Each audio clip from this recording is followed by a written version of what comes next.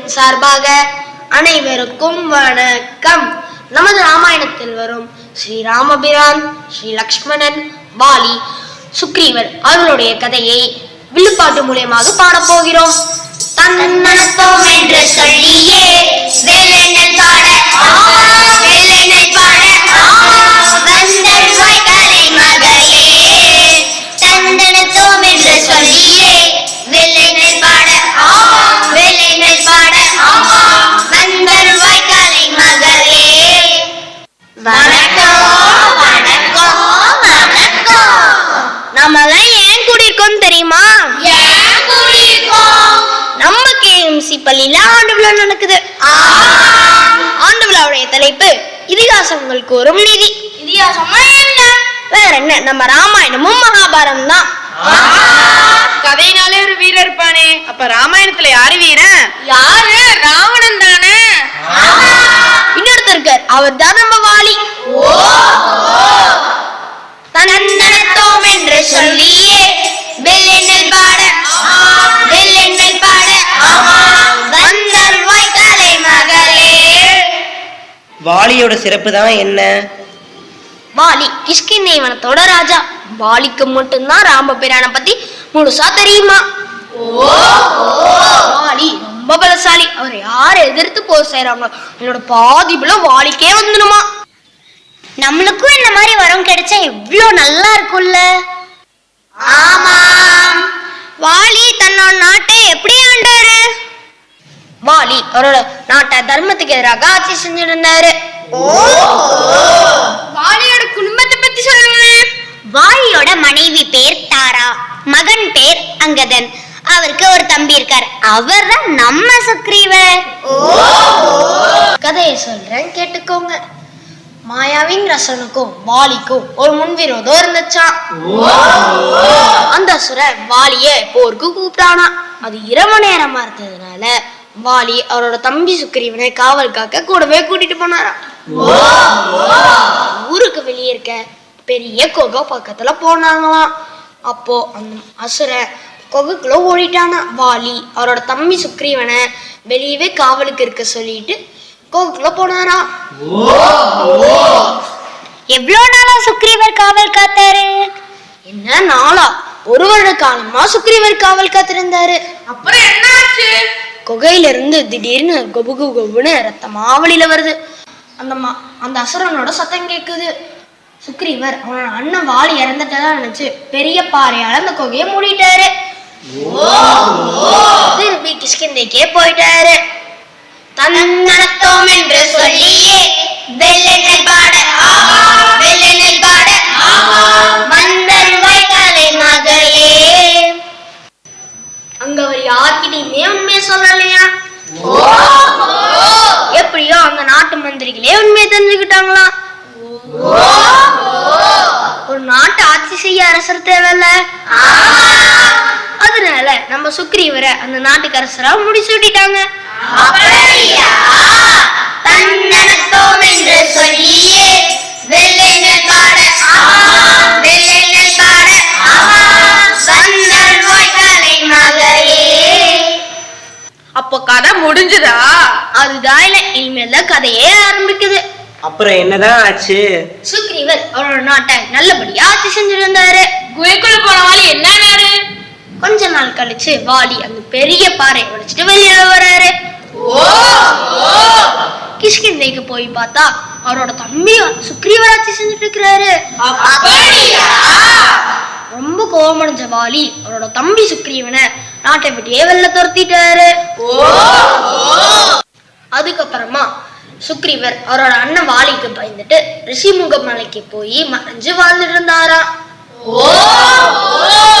தன்னனத்தோம் என்று சொல்லியே வெள்ளெண்ணெய் பாட வெள்ளெண்ணெய் பாட வந்தன் வாய்க்காலை மகளே. ஏன் சுக்ரீவன் ரிஷிமுக மலைக்கு போய் ஒளிஞ்சுக்கிட்டாரு? முன்னொரு காலத்துல வாலிக்கும் துண்டபிங்கிற அசுரனுக்கும் முன்பகை இருந்துச்சான். அப்ப அப்போ வாலி துந்தபிங்கிற அசுரனை வதம் செய்யும் போது ரிஷிமுக மலையில இருக்கிற மதங்க ரிஷியோட ஆசிரமத்துல அரக்கனோட ரத்த துளி விழுந்துச்சான். மதங்க ரிஷி ரொம்ப கோபமடைந்து ஒரு சாபம் விட்டாராம். அது என்ன சாபம்?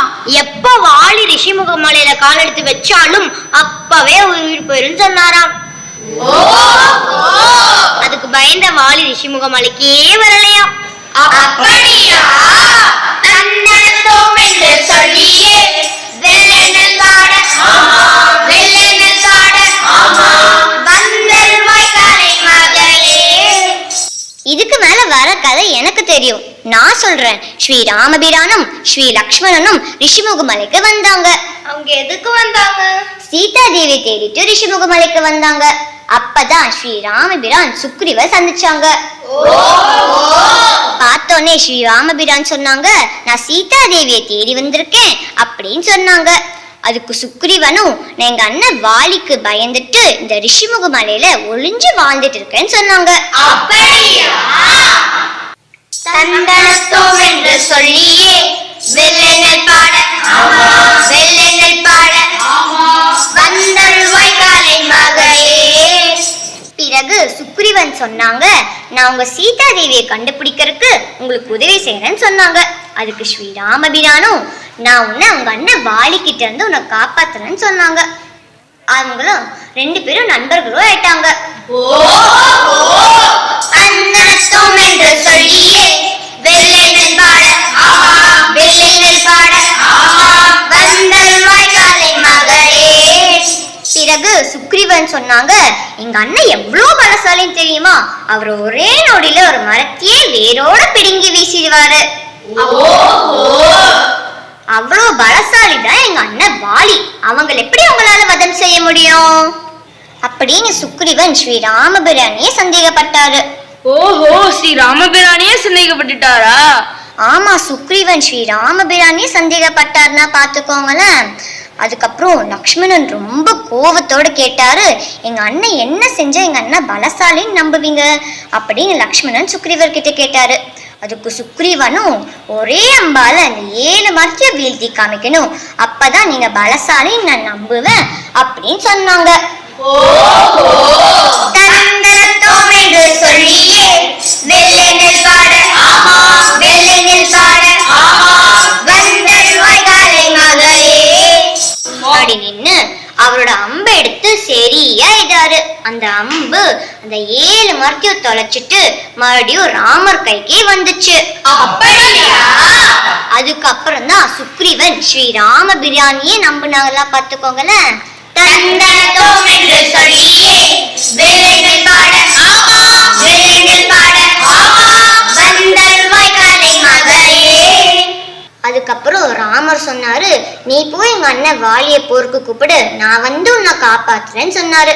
அதுக்கு சுக்ரீவரும் ரொம்ப தைரியமா போய் வாலிய போருக்கு கூப்பிட்டாங்க. அதுக்கு வாலி சொன்னாங்க, என்ன விட பலம் கம்மியான நீ எப்படி என்ன போருக்கு கூப்பிடலாம் அப்படின்னு சொன்னாங்க. 2 பேரும் 2 மழைய மோதிக்கிற மாதிரி மோதிக்கிட்டாங்க. சுக்ரீவரை அடி அடின்னு அடிச்சிட்டு இருக்கும் போது ராமர் இருக்கிற இடத்துலயே சுக்ரீவரை பார்த்துட்டு இருந்தாங்க, தன்னை வந்து காப்பாத்துவாங்கன்னு சொல்லிட்டு. ஸ்ரீ ராமபிரான் சுக்ரீவனை காப்பாத்தினாரா இல்லையா? அதுதான் இல்ல, ஸ்ரீ ராமபிரான் சுக்ரீவரை கடைசி வரைக்கும் வந்து காப்பாத்தவே இல்லை. அதனால சுக்ரீவர் வாலிக்கு ரொம்ப பயந்துட்டு மறுபடியும் ரிஷிமுக மலைக்கே ஓடிட்டாரு. தந்தனத்தோம் என்று சொல்லியே வெள்ளெண்ணல் பாட வெள்ளெண்ணல் பாட வந்தல் வாய்க்காலை மகளே. ராமபிரான் நடந்து போயிட்டு இருக்கும் போது அவர் வழியே சுக்ரீவர் வந்தாராம். அதுக்கு சுக்ரீவர் ராமபிரான் கிட்ட கேட்டாராம், ராமபிரானே நீயே இப்படி பண்ணலாமா? எங்க அண்ணாவை வதம் செய்யறன்னு சொன்னியே, நீயே இப்படி பண்ணலாமான்னு கேட்டாராம். அதற்கு ராமபிரான் சொன்னாராம், நீங்க உருவத்துல பார்க்க ஒரே மாதிரி இருக்கீங்க, நான் அம்பு எய்தன்னா அது உண்மையில பட்டுருமோன்னு சொல்லி நான் அமைதியா வந்துட்டேன்னு சொன்னாராம். வேற என்ன ஸ்ரீ ராமபிரான் சொன்னாரு? ராமபிரான் ஒரு பூமாலையை கொடுத்து அத சுக்ரீவர் கழுத்துல போட்டுக்க சொன்னாரு. மீண்டும் அவங்க அண்ணாவை போருக்கு கூப்பிட சொன்னாரு. வாலி போருக்கு வந்தாரா இல்லையா? வாலி மிகவும் கோபத்துடன் ரெண்டு மலையும் மோதுற மாதிரி மோதிக்கிட்டாங்களாம். கண்ணனத்தோம் என்று சொல்லியே வெள்ளைகள் பாட ஆமா, வெள்ளைகள் பாட ஆமா, வந்தல் வட்டலை மகளே. அந்த நேரம் பார்த்து ராமர் மரத்துக்கு பின்னாடி இருந்து ஒழிஞ்சிட்டு அவரு அம்ப வாலி மேல சரியா எய்தாராம். வாலி கீழே வீழ்ந்துட்டு அம்ப பிடுங்கி பார்த்ததுல ஸ்ரீராமான்னு எழுதிருந்துச்சாம். அவரு மிகவும் அதிர்ச்சி பட்டாராம். ஸ்ரீ ராமபிரானும் ஸ்ரீ லக்ஷ்மணனும் கம்பீரமா வந்து வாலி முன்னாடி நிக்கிறாங்களா. அதுக்கு வாலி, ஸ்ரீ ராமபிரானே, அரச குலத்துல பிறந்த நீங்களே இப்படி பண்ணலாமா? இது நியாயமா? இது தர்மமான்னு கேட்டாராம். ராமர் என்ன சொன்னாரு? ஸ்ரீ ராமபிரான் வாலி கிட்ட சொன்னாரு, அறம் பொருள் உலக நடப்ப தெரியாமல் நீ பேசுகிறாய் வாலி. உன் மீது இருக்கிற கோபத்தால் நம்பு விடவில்லை, சுக்ரீவன் மீது இருக்கும் நட்புனாலையும் நம்பு விடவில்லை.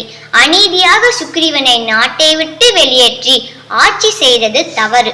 அநீதியாக ஆட்சி செய்பவரை அழிப்பது தர்ம நெறியே அப்படின்னு ஸ்ரீ ராமபிரான் வாலி கிட்ட சொன்னாரு. அதுக்கு வாலி என்ன சொன்னாரு? தங்கள் கைகளால் என் உயிர் பிரிவது புண்ணியம் என்று சொன்னார். வாலி வேற என்ன சொன்னாரு?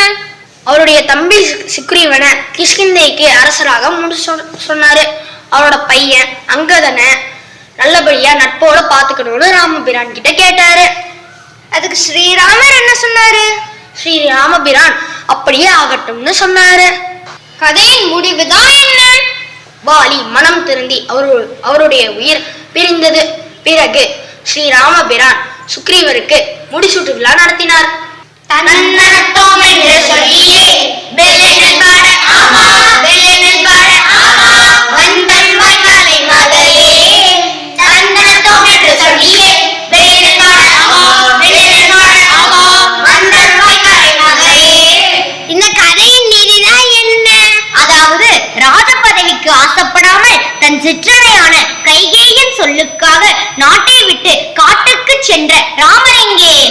பதவிக்காக தன் தம்பி சுக்ரீவனை நாட்டை விட்டு வெளியேற்றிய வாலி எங்கே? இதில் எது அறம்?